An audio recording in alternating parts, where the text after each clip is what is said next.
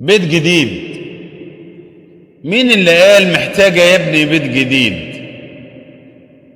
والله عال ماله المعرج بالجريد؟ خلاص كفر يا ابني، ده اللي عليها عفر.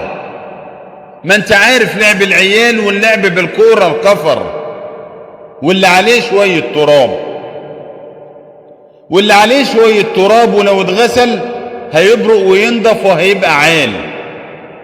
مين اللي قال جاي دلوقتي تبيع البيت؟ هو انا يا ابني منه اشتكيت؟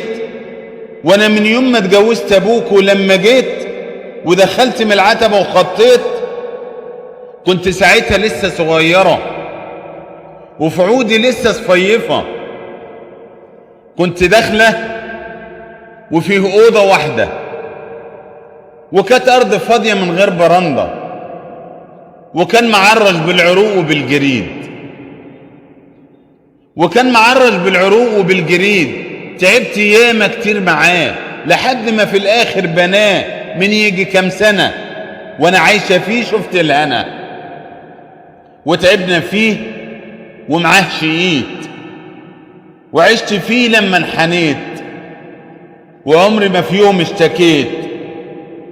بقى بعد ما عشت فيه سنين هخرج منه بهدمتين وبتراضيني بكلمتين؟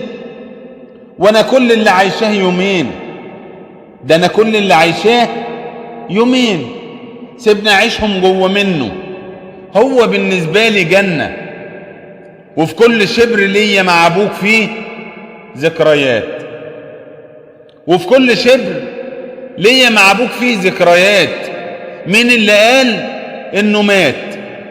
لسه هدومه متعلقة في الشماعات جوه الدولاب، وفي المكتبة يجي 100 كتاب، والنضارة الخاصة بيه جوه الجراب.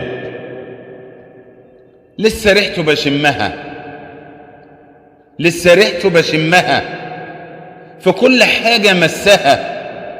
بسمع كلامه وضحكته وهو في عز فرحته، وياما مسحت دمعته وقت حزنه وشدته. شايف نفسك خلاص عليت؟ شايف نفسك خلاص عليت؟ بقالك اسم في البندر وبقالك صيت وجاي دلوقتي تبيع البيت؟ انا مش محتاجة بيت جديد، انا مش محتاجة يا ابني بيت جديد.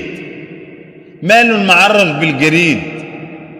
انا محتاجة يا ابني لعزوة وولد، محتاجة بس يكون لي سند.